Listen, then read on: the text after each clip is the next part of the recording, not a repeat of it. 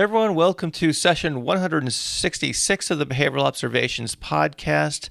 I am trying something new in this episode. I am trying to add some actual video to the Behavioral Observations YouTube offerings. And if you're familiar with the Behavioral Observations YouTube channel, very often, or at least historically, I've just posted a static image of the cover art of the particular episode, and the audio would play in the background. Not very interesting to watch, but I've reached out and gotten some feedback from listeners, and they indicated that they would prefer a YouTube option where they could actually see the conversation take place. So that's what I'm going to be experimenting with here. So the episode today I've got in session 166 is with a really interesting doc student at Florida Tech. His name is James Riswick-Estelle, and in this episode we talk all about eSports and how he uses behavior analytic principles to coach eSports athletes. I didn't even know there was such a thing, to be perfectly honest. My gaming days are pretty much in the rearview mirror for me, and other than walking past my kids playing PlayStation or something like that, it's not something I spend a lot of time thinking about. And what I learned in this episode is that the esports world is massive. It's huge. And it just represents another area that we can go into as behavior analysts and use our principles, our strategies, our tactics to optimize performance. And again, James spends a lot of time talking about how he did just that, or how he does just that. We also talk about how he got into ABA. We talk about how he actually pitched behavior analysis to the Florida Tech Department of Esports. And yes, they do have a Department of Esports. And whether or not you're interested in gaming or not, I think there are plenty of lessons that are really valuable here. So again, I urge you to give this a listen for none other than perhaps just the general notion of implementation science, meaning how do we take things that we already know that works, that's already been established in the scientific literature, and apply those things to new areas. So what I'd like you to do is that, if these things are interesting to you, the links that we mentioned to the various resources and whatnot, I collected those all at the show notes for this episode over at behavioralobservations.com. And there'll be a link. I get to say this for the first time. There's a link in the description. That's like, I suppose, a YouTube thing to say. But there actually will be a link in the description, provided I format this correctly. And you can check it out there.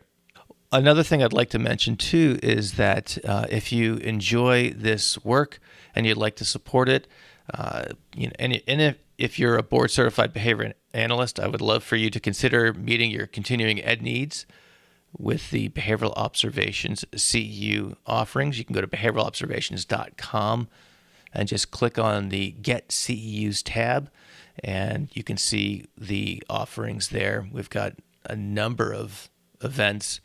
Some of them are actually quite popular and are rated very highly. It's convenient to listen to your continuing ed as opposed to watching a video or other ways to go about that. So I hope you consider that as an option if that's something that you need to do as a professional. Another way to support the channel is to join the Patreon group. You can find out more about that over at patreon.com. There's various member benefits, I suppose you could say. One of them being an ad-free podcast feed. So if you'd like to access the show in just audio, you can do that. You can just go to patreon.com/behavioral observations, sign up for the appropriate tier, and then you can figure out how to download your own ad-free, monologue-free podcast feed. So you just basically get the intro music and the interview itself with none of this kind of blah, blah, blah, and no commercial interruptions. I just actually ran into some patrons at a recent conference. They really, really like that feature. We also do some other fun things like some member hangouts and things like that. So again, check out patreon.com/behavioral observations for more information. And I think that is going to do it for opening remarks. So one last thing I'd ask for you to do is that if you enjoy this video experience, this actual video experience, not just a still image of the cover art of the episode, leave a comment down below and let me know if this is something you'd like to see more of. It does take a little bit more time production-wise, but I'm happy to do it if there's a sufficient, critical mass that would enjoy viewing the content as opposed to hearing it. So, all right, I mean it now. That's really it for opening remarks. Without any further delay, let's get to this great conversation that I had with James Riswick-Estelle. James Riswick-Estelle, thanks for joining me today on the Behavioral Observations podcast. How you doing? I'm good. Thank you for having me. The pleasure is mine, and we've got a really different topic to talk about today, and it's a topic I don't know a lot about, and that's when I get really excited because it's always fun to hear behavior analysis being applied to novel situations, and boy, do we have that in store for our conversation today. So I'm really excited to get into it. But let's start like we always do here at the show. I'd like to hear how you got into behavior analysis and more generally kind of how that brought you to where you are right now. So if you want to kind of trace that arc to your current, I guess, place in the field and what you've been up to, that would be a great place to start. Well, it's a little bit of a winding around story, but as a kid, I always was fascinated by people's behavior, and growing up, that didn't change, and I didn't really realize it, but a lot of the things we have names and definitions for were things that I was sort of tuning into. But I did my bachelor's in philosophy, and after undergrad, I kind of didn't know what to do, so I took up a job at my local elementary school working in the special ed classroom. And I saw someone working with one of the kids, and I sat and observed for a few days, saw what they were doing, and I was like, that's really cool. So I asked, and they gave me a spiel like what they do and what their company does, and they invited me to apply. It happened really quickly, and I was in for an interview. They talked me through it, and then I was hired, trained, and then working. And a few months later, I was probably one of the first batches of RBTs when that credential was out. Worked for a few more years, was at a few different companies. And I was starting to get to the point where I was feeling restless and wanted more. I wanted to see what's out there, see what else it could lead to. So I was like, okay, it's time for grad school. I need to move on. Came to Florida Tech specifically because I wanted a program that wasn't just special needs. I wanted to see what else we could do, and it was one of the few programs that like highlighted. They had like an OBM program, and they had professors who had specialized in like EAB, and they did like broad variety of projects. So I was really fascinated in that kind of stuff, and that's kind of how I got Florida? here. So I don't even interrupt, but where did your first introduction take place? Where did you travel? I was raised in Hawaii actually, and that's I was born in the UK, raised in Hawaii, went to the UK again for undergrad, came back to Hawaii, and that's where I first worked at my first company. Okay. And then moved to Washington State, and then ended up in Florida for grad school. So I'm kind of from everywhere. I see. You represent many time zones. Yes, I do. Or have experienced them perhaps more precisely. So yeah. Anyway, go on. I was just curious so you're in Florida now? Yeah, I'm in Florida now. In Melbourne, Florida, where Florida Tech is based. And through working here, I mean, I knew a lot about behavior analysis from my work because I'd been working for about 4 years in the field at that time, but I had no real idea about behavior analysis. Like I thought I knew stuff. How I've been working for 4 years. I'm pretty seasoned. No, I didn't know anything, and I was blown away by how much our technology could cover. I started reading Skinner and learning about the principles in a deep conceptual way. And then at the same time, I'm at a tech school. I'm surrounded by physicists and biologists and computer scientists and like all of the other natural sciences. And I've always been one for technology and science. And well, my bachelor's have been in philosophy. Like I like conceptual stuff. So I started wanting to do projects and reach out, which is how I ended up doing a practicum. My practicum placement was with the computer science department on campus and with the newly budding eSports department on campus, doing a few small projects here and there. And like that's always been sort of my main interest is behavior analysis interlapping with technology, and that's how this got to where it was really. I want to get into the esports. Obviously, that's the topic we're going to cover perhaps in the most detail. But you mentioned something that piqued my interest, and that would be your undergraduate in philosophy. Were there any connections that you were making as you were, yeah, were there aspects of your background in philosophy that resonated with some of the things that you learned in your um, program, your grad program at Florida Tech?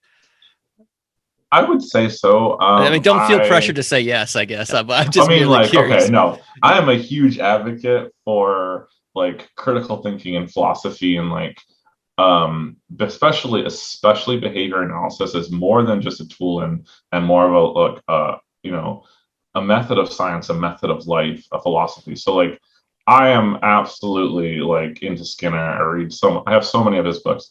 I read so much of it. Um, I actually as a bit of a joke, but I've gotten into the practice of buying copies of Beyond Freedom and Dignity and gifting them to friends who like I get into conversations when I'm like, oh, I think you'd be interested in this, and I'm like, a few days later, as I ride through Amazon, I've passed them a copy.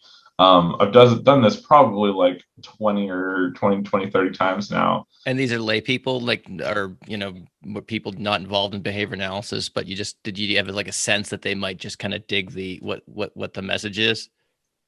So I gifted my boyfriend a copy for Christmas, and he read it in like 2 weeks, and he was popping off. He's a physicist. I had dinner with his boss, and I was like, "Oh, you seem really interested." And so I gave him a copy to give to his boss, and then he started popping off about it through my boyfriend. So like, I find people who I'm like, "Oh, you might really enjoy this," and I as my boyfriend likes to joke, like I bring them into the collective through book giving. Fascinating. Well, I appreciate taking that little departure there. I don't have a background in philosophy, or at least any form of classes in it. But the more I kind of learn about it, I guess anecdotally, I realized that was probably a hole in my educational background that I probably would have learned things a lot more quickly and perhaps had some more organizing, structures in which to learn things with a better background than that. So that sounds like it served you well, certainly. And I love the dissemination by book gifting. It's kind of, I don't know if you listen to the Tim Ferriss show or not, but that's one of his questions. What book have you gifted most frequently? And that always yields some great answers. So seems like you've come to that strategy naturally. So very cool. All right. So you talked about the esports department. So let's back up a second here. I want to get us. I want to know what the esports department is at Florida Tech, certainly, and maybe you can tackle this in your answer. But more broadly, for someone like myself who's not necessarily a gamer, let's talk about the whole concept of what is esports. So if someone came here from Mars, or if someone's totally not into any of this stuff, they don't know anything about it, how would you describe what esports is to someone with no background in it whatsoever? So, in a nutshell, it is just like traditional sports, but electronic. It's competitive video gaming, and it's been around for a lot longer than people think. So, to give like a brief timeline, so like the first video game ever was actually created in 1940. Um, and they started being developed more frequently in like the 60s, and that's when things started to take off for video gaming in general. In the 1970s is when like competitions started. So like we've got quite a Wow. history already. And then let's see, like decade by decade, it keeps building. In the 80s, they had a Space Invaders competition that had like 10,000 participants. Many of us remember Space Invaders. And then in the 1990s, Nintendo started their championship program. In '98, the first uh, really like mainstream popular game called StarCraft came out, and that was really popular in terms of the competitive arena, specifically in like Korea and like Asia. Um, and then in the 2000s is when it started to become like a real thing because all the success from StarCraft was sort of washing over, and so the Electronic Sports League was founded, and people started doing it more generally, but it wasn't taken very seriously. And then we hit the 2010s, and it it popped off. So like Twitch was established, and Twitch is a streaming service where people can basically stream their plays, and they can take donations. They can, people can tip them money and stuff like this. And a lot of teams that use this to stream and to show off their competitions. But more than that, like companies like Amazon and Google have now purchased large portions of the esports area. Twitch is owned by Amazon, and so they're making massive investments. They're starting to look at esports in the Olympics, and the government, like national governments, started formally recognizing esports as actual sports. And then with the pandemic that hit, bringing us into the 2020s, people didn't have a lot to do, so they poured into esports, and so it's just building more and more and more momentum. But Eh, that's basically like the world of esports in a nutshell right now, and the So timeline it's kind of kept. I would imagine the availability of broadband internet and the ability to perhaps play online with others must have been a huge catalyst, or like I guess force multiplier in terms of its popularity. I don't know if that matches with what your experience, your background in this is, but it's I don't I know. mean, I would say so because I mean, a lot of this occurs online. So without the internet, there's no competition. But well, I mean, that's not entirely true because a lot of these competitions that were happening before internet really was a thing. But definitely, the internet is now the main catalyst in these competitions. I see. I see. And so it's turned into quite an industry as well as, or big business, it sounds like. Um, what, uh, so what are some of the games that, I guess are e-athletes, is that the right term? Or I There are a few or terms, athletes, just straight up athletes, players. It kind of depends, but mostly like players or athletes. I see. And what are the popular games in the esports world right now? So, like I mentioned, originally it started off with StarCraft. That one was really huge for a long time. It's not quite as popular now. The main frontrunner is League of Legends. That is probably one of the biggest ones there is right now. But there's also Rocket League and Counter Strike, Rainbow Six. Um, and I mean, this can depend because like there are a lot of games out there that are very popular and also have competitive elements to them. So there can be different elements. Um, there's a Clash of Clans scene for mobile gaming. So it can depend on like kind of what corner of the esports world you're in, but like for the most part, it tends to be dominated by computer gaming, and League of Legends is probably definitely on top right now. I see. Where does Fortnite fit in all this? I know that was like the big thing for a while, and especially in my household, I've got three kids. One of them's probably uh, the biggest, spends quite a I won't say how much of his leisure time gaming, but he would do it a lot more left unfettered. But that was pretty hot for a while. He's actually really big into Rocket League, and but like I said, I knew Fortnite was pretty big for a while. Is that kind of passed on? I mean, Fortnite is a competitive game, and so it's kind of like talking about traditional sports in general. Um, you're going to have this a huge menu of different sports you can be like, and like the different games mean different things to different people. And so, like in some spaces, they're more popular than others. It's sort of like how American football dominates the American sports arena, but say like soccer would be somewhere else. So um, most of my work doesn't tend to involve Fortnite, but I know that Fortnite is definitely a player in that arena and has some competitive elements to it. Yeah, I have a friend of mine who has a teenage son, and he was a fairly competitive Fortnite player, and they even hired a coach for him and stuff like that, and he would win purses and whatnot. It just totally Yeah, blew my mind. the prize winnings. So like right around the early 2010s to like right about mid 2010s, like the total like prize pool for winning competitions was hovering between up to like $10 million, which is like pretty crazy in itself. But that's like spread out across like all competitions. It is now in the hundreds of millions of dollars that you can win that are just is available amongst competitions. So like you can win quite a big amount if you're good enough. What about sports-based games? Like, the Madden is the one that comes to mind the most. I thought I saw something once, just flipping channels one day. There were like these competitive Madden tournaments. Is that kind of pale in comparison to some of the big ones that you just referenced?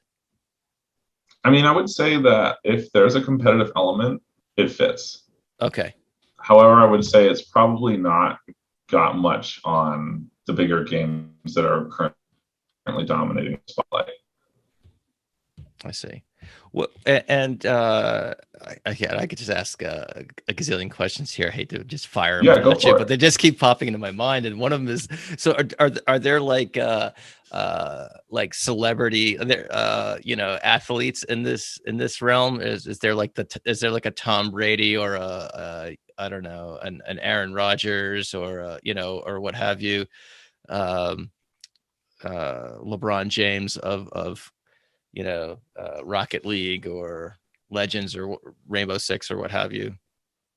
So, I don't want to betray my own ignorance, but I don't tend to be super into like for me personally. I'm like there definitely is. I know that there are teams that are like frontline popular, well-known teams and players. For most of my work personally, like I don't, most of it's contained within the collegiate scene, and I don't typically um, pay attention a lot to that. But there definitely are, and if it exists in traditional sports, there is probably some version of it in esports. I see. I see.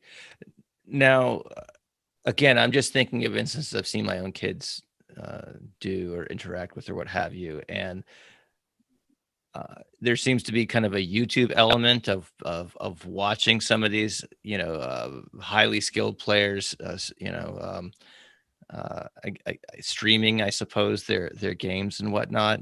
Um, can you talk a little bit about that and how that works and so forth? Yeah, that's definitely like that sort of overlaps with the broader like gaming community in total, because video gaming has gone from a niche activity to a very broad thing that everyone enjoys regardless of age and sort of generation. It's becoming a very overlapping medium to rival like movies and books. So a lot of what people do is even if they're not competing, they'll throw themselves up on Twitch, and just broadcast their plays, and people are able to hop in, chit chat in the chat room, send them donations, tips, ask them to do certain things.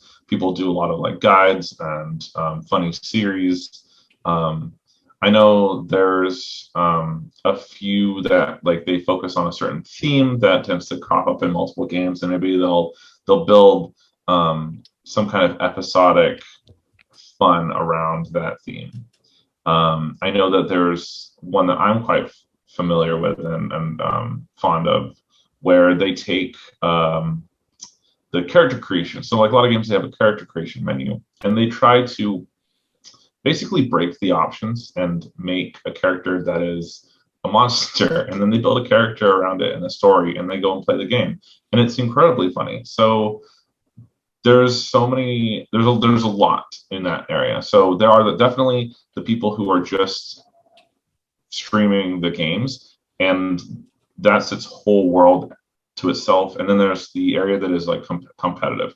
So competitions will stream, collegiate teams will stream, even at their practices or their competitions from their perspective.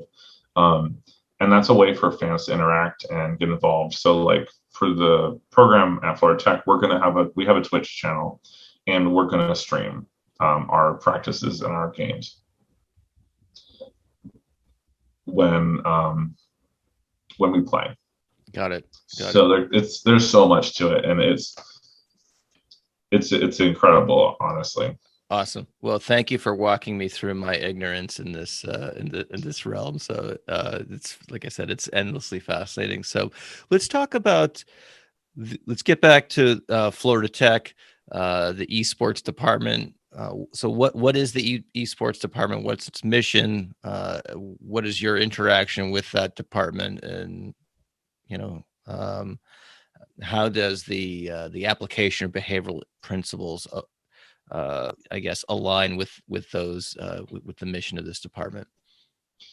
So in the world of esports, there are multiple levels, just like you get with traditional sports. You get like your K through 12, you get collegiate, your professional, you get different leagues and various bodies. So this is definitely the collegiate league, and growing in popularity, a lot of colleges are starting to develop their own esports programs to mirror their traditional sports programs. And being at a tech school, it makes a lot of sense because a lot of people who come to tech schools, they're, for lack of better words, they're very nerdy. They like technology, and so a lot of them tend to be really interested in video games and esports, and it's a natural fit there. The program itself is fairly new. The university decided to develop this program, and then it kind of incrementally developed until they could, secure a location for the arena, hire a director. The current director, Dana Husted, is the first female esports director in the country at the collegiate level, which is fantastic. And she came along when they secured a facility. It's a 2-story facility. I can't remember the square footage, but it's quite big. Not a lot of universities have dedicated buildings for their esports arenas. I started off personally trying to do my practicum. I met with at the time, organizers of esports at the university. It wasn't as well put together yet because they were still starting out. And I was like, let me help you. And so I started doing some OBM projects with them, helping them with their processes and developing the departments and coaching some of their teams a little bit on the side. That came and kind of concluded, especially as the coronavirus hit and things went a little dormant. Then the next semester started, and I had finished my practicum, but a student who is now a very close colleague, Victoria Herman, she came to me and asked me, this is really interesting. Can you help me get into this? So, I made introductions, and she started doing work. And through her, we started building more stuff. I had kind of moved on at that point, but I was coming back a lot because of her. She had all these questions and all these interests, and she was completely new, and she had all this passion. So we started building, and she was there for 6 months through the fall semester and most of the spring semester. And then Dana arrived on the scene. And so we put together a pitch to basically sell ourselves to her and like, we can help, we want to help, we have all these ideas. We sat her down and it was funny. It was almost comical because we had all this stuff prepared on this presentation. Like we were ready. And like within the first 5 minutes of this presentation, she was like, yep, sold, good. What can we do? This is amazing. I love this. She got it. And that was probably something that not many analysts can experience going into a new area, as someone who just like gets it right off the bat. And she has been so fantastic. And so she has involved us more and more and more. And through that, we've been able to reach out to other students and bring them in. And so we've been working on essentially trying to test and see, well, what can we adapt? How can we adapt it? And basically just get our footing for the most part right now. So the department, if I understand you correctly, is not a specific behavioral department. You had to go in there and kind of sell sell the science to the new director. What I know you said she was a quick adopter of, or it sounded like when you first described it, I was thinking of like this is gonna be some like Shark Tank, situation. That's how we felt. Where you're gonna like get on the hot seat and whatnot. You said she got it right away. What can you think back to that conversation? Was there a specific point that you made? Or what was the linchpin, if you will, that made your message so saleable to this individual, if you can recall, or if there was so we kind of started off like, I think a lot of my colleagues are taught to start off, give an elevator pitch, like, what are we? Cool. And she got it. And then we quickly moved on to some data we had taken. So we didn't have lots of data because we had spent a lot of time just trying to develop and like test stuff out. But we did have some data. We had some verbal behavior data that we had taken on like the League of Legends teams, like communication. And then we threw that up on the screen and she saw the graph and she was like, you guys do data. I love it.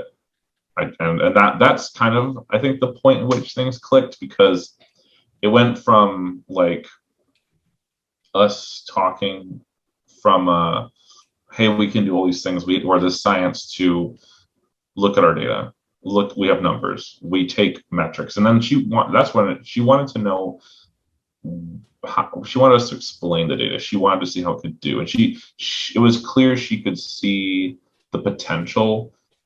And I think this is an aspect of esports that is really important, is that it's still finding its footing in a lot of ways.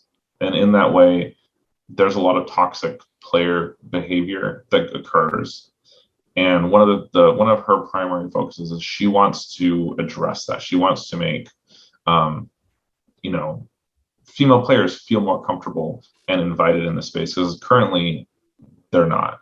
She wants more diversity. She wants more acceptance. She wants to be an example of what esports can be at its best and to shine. And so she's building this program from scratch. And so she saw us present this data, and she was like, okay, this is valuable. And that's kind of, I think, the point at which it took off. Got it. Thanks for taking a second to hover over that, because I think one of the things I always get interested when we talk about behavior analysis and novel application areas is how you make those inroads, and some of those strategies may be applicable to other practice applications. So you showed her data. What did you show her data on? What did you guys do? What was the analysis that you had graphically displayed and caught her attention with? Yeah, so it was a lot of verbal behavior data. Basically, so Victoria was basically starting her practicum, and she was working on. She was a fairly new student, so she was starting from scratch, and so she was looking at various topographies. She was trying to like get her grips with some of the early technology, taking data, designing a measurement system, all that stuff. And she was getting levels or frequency data on a lot of the players' things. She was dividing it up into, um, strategic comments. Are they communicating information about the game with each other in a way that is useful? Are they giving each other feedback? Feedback is a really big part of what's important in behavior analysis right now. Are they being negative towards each other? Um, are they being quiet, or are they talking a lot? And so we basically attributed this to communication skills. As a team, you have to communicate, and communication can, in most sports, mean the difference between winning and losing. And we made that connection early on, and we wanted to see how we could improve their communication. So she wanted to start giving them feedback on their communication, and almost immediately we saw differentiation between the different data paths of negative behavior we want to see was decreasing, and behavior we wanted to see was starting to rise. And then summer hit, and we had to stop taking data on that. But we saw this differentiation, and all we had done was implement feedback on verbal behavior, and that was enough for her, and it was enough for us to be like, this is valuable. So that's a critical skill for any sport, I think. So were you trying to develop maybe some communication protocol so people aren't, filling up the audio with extraneous chatter and obviously the negativity is, perhaps has its own effects and so forth. But did you come up with some rules, that and the application and adherence to those rules? I guess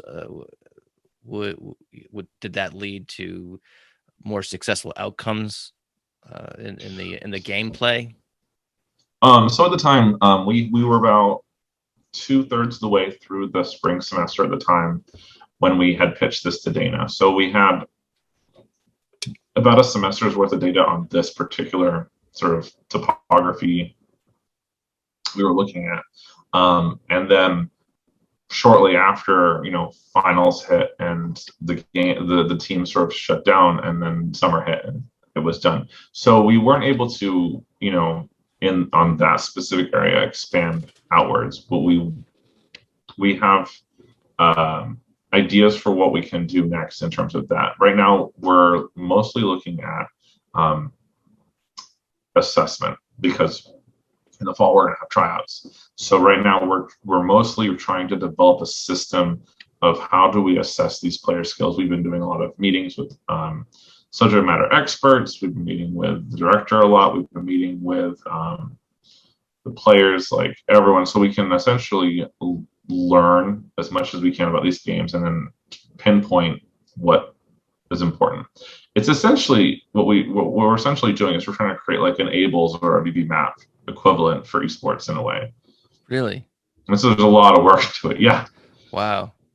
So we got pages and pages and pages of like, rubric categories and behavioral definitions and like different levels to those. And so a lot of what we do, it's not necessarily like a brand new shiny, like behavior analysis never seen this. It's adapting what already exists to the setting. I see. Yeah, I guess some might call that implementation science. Have you seen the movie Moneyball? Are you familiar with that? No. Yeah, it might be worth checking out, and I won't bore you with my I guess a recap of it, but it has to do, real long story short, it has to do with a baseball team. They hired a data scientist to work with the general manager, and the way in which they broke down the skills that different players brought to a particular team was very novel and super data based. And I'll kind of leave it at that, and because I can probably go on for a little bit longer than most people will want to hear about it. But it was very, very interesting movie, especially from anyone who appreciates a quantitative analysis of any particular problem. Yeah. But if I understand, what made me think of this is that, your player assessment, I guess goals, if I understand you correctly, it sounds like what you're trying to do is, I mean, would this help with like player selection and like cutting down rosters and things like that, or making sure you field the best team possible for a given game or a given tournament? Is that, or is that the end product, if you will, that you have in mind? So there's like a two sides to what we're trying to develop. So the esports department at Florida Tech is recruiting um, for 3 to 4 main right now. Our front runners are League of Legends, Rocket League, and Rainbow Six. And so we need to figure out of all the students who apply and try out who are our best, not just in their raw game scores, but who communicates the best, who who shows up on time. If you think just like the Ables or the VB map, it's not just like one thing. It's like a whole set of life skills and all the skills that apply. Same thing. So not just who's the best player, but who is probably not going to need the most work in all these other areas, because you can have a really good player who then is always late, argues with their teammates, and does this, and then is it worth the effort essentially versus someone who maybe not as good, but is good in all those other areas. Right. So there's that. But at the same time, when you start working on a client, what's the first thing we always do? It's assessment. Same thing. We're going to have these assessments for once they get the green light, once they're chosen, they're like, cool, you're on the team. We then know where their weaknesses are. We know where their strengths are. We're going to be able to say, okay, this is what we're going to focus on this person. This is what we're going to focus on this person. And hopefully through the semester, be able to develop programming for those characteristics and bring their skills up so that overall we can bring the whole team up and demonstrate that in data and show our value across the coming school year. So you said a few minutes ago that if it exists in sports, it exists in esports. So yeah, I have to imagine. So there are, like, in professional esports, I guess, situations, are there coaches and general managers and personnel people, just like there might be in the NFL? Absolutely. Okay. So let's take League of Legends, for example. So there are about 5 people on a team. So the varsity team is going to be about 10 people. So that there are, replacements and swap outs. In case someone sprains a finger. Maybe. I'm joking. People actually do. I hope I don't mean that. People get wrist injuries because of how long and how much time they spend playing. So it's a real thing. It's funny, but at the same time, it definitely happens. There's a team captain, there's a coach, there's a team manager, there's a data analyst, there's in our teams there's going to be a behavior analyst assigned to different teams, and then above them, you have the director, and then the department you also have social media, you have publications, you have people watching the building, you have people who are casters who talk about the tournaments while they're occurring, you have the video team. So just like traditional sports, you have the support team, but then you also have the whole industry around it as well, that we're also probably going to end up working with in terms of staff training and staff development and how to organize, so how to build systems around this and procedures, and there's going to be lots of work. I want to get more into that in just a second, because I think there's some fascinating stuff that could potentially occur, if I'm guessing correctly. But before we get to that, I wanted to see, was there any specific literatures within behavior analysis that you've had to bone up on or read into that that facilitated your work in this area? So I wouldn't say that there were particular. So I think that's a very interesting question, because I feel anyone does something that they're not experienced in, they want to look at the literature on it, except for there really is no literature. And And it's more of like a breadth versus depth in this instance, because um, you're gonna be applying behavior analytics skill and principle broadly. And this is something that um, I run into with lots of new students, even experienced students and practitioners, colleagues I know, where they're doing something new. Um, there's this hesitation, and it's a very valid hesitation, because you don't want to do anything wrong, anything unethical, anything that outside of your experience of practice. But at the same time, everyone starts somewhere, kind of thing, where it was new to somebody at some point, and somebody had to do something, and so there was no experience to draw on from. But at the end of the day, it's all behavior. This is probably one of the first things I said to Victoria when she started working in esports is don't think about it too much. Don't think about all of the stuff. Just take a breath and look at it behaviorally. These are people who do behaviors. What do we know about behaviors? We know how to increase them, decrease them, schedules, make arrangements in the environment. What can we actually look at, and what can we change? Like, forget that it's esports for a second. What function do you think you're looking at? What topography? What can we actually arrange? And then based on that, go find literature that's similar. So, like, for instance, talking back to the verbal behavior, she wanted to try feedback, so she went and looked at feedback. And for a lot of our other work, we've just been looking at, cool, so there have been studies done in traditional sports. What have they done? What worked? How did they do it? Cool. We're going to draw some principles from that. But besides that, it's just been more broad scope. I see. I was going to conclude with a question about, what would your advice be to someone striking out in a novel area, esports or otherwise, whether it's, it could be chess, it could be anything, but I think you just probably gave the answer right there, which is, again, an important meta lesson that I really appreciate you sharing. Were there aspects from the sports literature? You said you pulled a couple of things from that. Was there anything noteworthy that comes to mind that you read and were like, oh, that's really important to know? I didn't know that otherwise.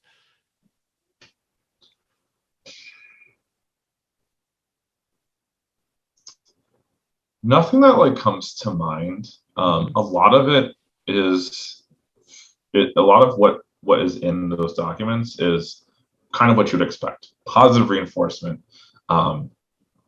task analyses, feedback, clear, specific, objective definitions.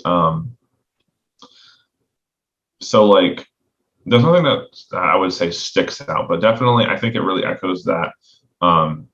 You don't need to do anything fancy. You just need to think about your fundamentals. Your fundamentals are absolutely key. It made me, I don't know if this occurred to you, but sometimes when I've gone to look at other literatures and I end up, they're making points that are translatable into behavior analytic language, and so someone might say, give feedback, and we're thinking of, positive reinforcement, things like that. I don't know if you had any of those type of experiences, like, oh, I see, they're really talking about task analysis here, or something like that, but the language is totally different. Sometimes, like I said, I've encountered that and looking at different literatures, and I'm kind of translating what that is into behavioralese as I'm reviewing it. For the most part, I mean, there's a good handful of studies that are behavior analytic studies in sports environments, which is mostly what we have drawn from. Okay. Okay. I thought you were so I haven't done like a more deep dive in like other sports psychology stuff. Okay. All right. Okay. I misunderstood then. Yeah. I thought you were talking about literatures beyond behavior analysis that were in the sports arena. So, so I get what you're saying right now. So, okay. So let's go back to we kind of touched on this topic real quick, and I want to get back to it because I think it's really interesting. And that is this something that you think you'll be doing professionally once you finish your program at FIT? Is this a career path? I would really like to. So ultimately I want to consult. I want to consult in tech and big business because I feel like there's a lot we can offer. There's always so much we can offer. And I feel like going back to my philosophical roots, like I've got opinions on like so much stuff from how we act and operate. Um, I feel like we have done an amazing job in the areas of healthcare and education. We've made a huge impact, and that is incredibly important. At the same time, I am concerned about how our field is potentially over relying on that to maintain funding and momentum. I worry about how that may affect our long term culture as we continue to grow in that area in terms of like developing practices that may be too specific to those areas that start to limit our abilities to actually go out and work with other areas. So a lot of what I want to do is I'm desperate to seek out alternative funding sources for analysts, alternative opportunities. Not because I don't think we're doing a good job, not because I don't want to work in healthcare, but I think it's critically important ethically and morally for us as a field and for the world to share what we do because there's so much we can do that would be positive for the world, but also this could provide a lot more diversity and stability to us as a field and continue that growth. So yeah, I want to be a consultant. I want to work with big tech, big business, because that will provide a lot of opportunities for not just myself, but my colleagues. And I would think it would be really cool to do esports more like fully as a job once I'm done with school. Well, I wish you the best of luck with that. There's a great article in what was then called The Behavior Analyst by I think it's Normand and Cohn about how behavior analysts can strike out in different practice areas. And I think it was in like 2012 or 2013 it was published. And I'll run the link down and put it in the show notes for the episode. But it'd be interesting to update that periodically and see what new categories can be put into that list that they developed there. And this sounds like a promising one, certainly. Wrapping up here, James, I'm sure the audience will have lots of questions. I don't want you to give your email address out on the recording, but maybe what we could do is put some links to where people can find you if they're interested. If they're interested more generally about these things, are there websites that you can direct them to, or other sorts of resources that they could look up? If they're interested in esports in general, a Google search will provide um, so much information. There's a lot of information on it now. In terms of what we're doing, as far as I'm aware, what we're doing is very novel.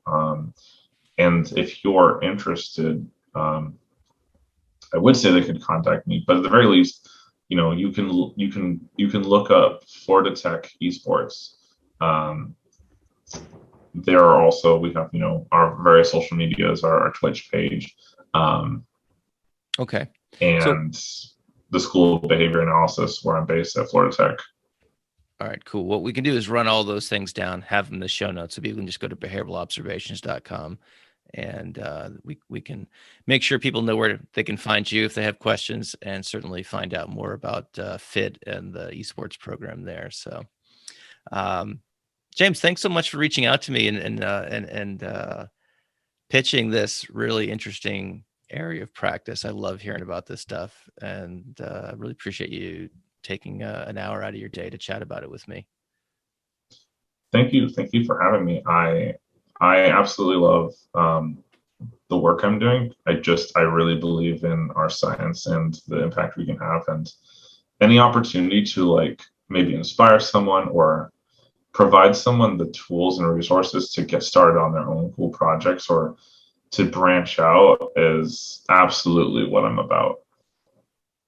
Very cool.